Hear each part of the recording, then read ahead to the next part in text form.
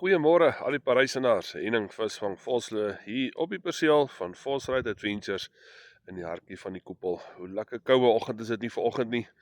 Sien hy wys maksimum 17 grade vandag. Nou dit is natuurlik as gevolg van die hele bewolkheid gister die hele dag. Sonnetjie hier en daar, het hy net so half 'n gesiggie gewys en dan het hy weggegaan. So baie koue dag vandag. Ja, ek begin sommer met die weer vandag, want ons staan hier so buitekant, dit is bewolk, windjie waai.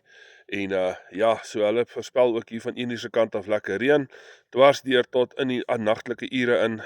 Gister het hy gewys heeldag reën, Vrydag en goed, maar hy het dan 'n bietjie afgekom. So, maar ons sal nou sien wat maak hy môreoggend. Dalk staan ek môreoggend hier met 'n sambreel om vir julle update te gee. Maar in 'n geval, so ja, maksimum 17 vandag.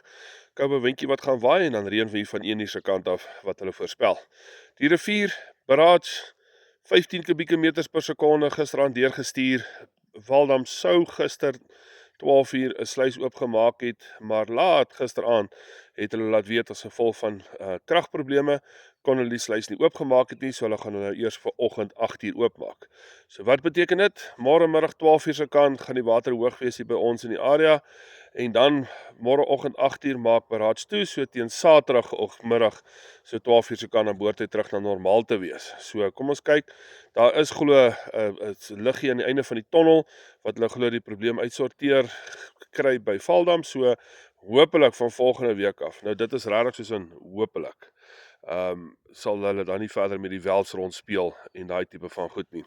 So, met die visvangery, wat ou daar kan doen is so goed as probeer bietjie ook die volgende, hempsaad. Ja, daai ander saadjies wat jy kry, die ander maak ook maar hemp. Kyk van die viswinkels vir hempsaad.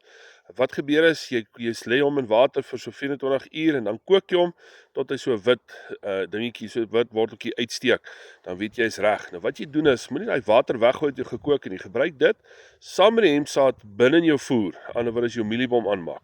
Meng jy nou nie soveel aanmaak dat daar nou meer hempsaad as mieliebom is nie, maar net laat daar van dit binne in jou mieliebom is.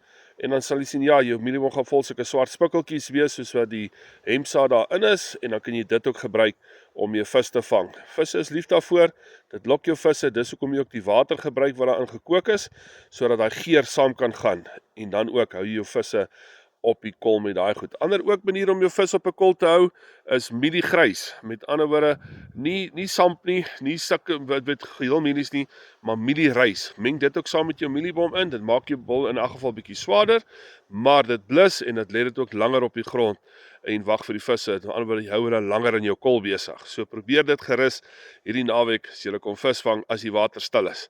Dan probeer hulle dit bietjie so. Maar ja, geseënde dag vir julle almal. Ons kyk wat maak jy weer môre, dan gee ek sommer die hele naweek se weer vir julle deur. Is lekker lang naweek. So maandag is 'n vakansiedag, so julle kan lekker lank kom visvang en lekker kuier hier in Parys. Groete julle almal.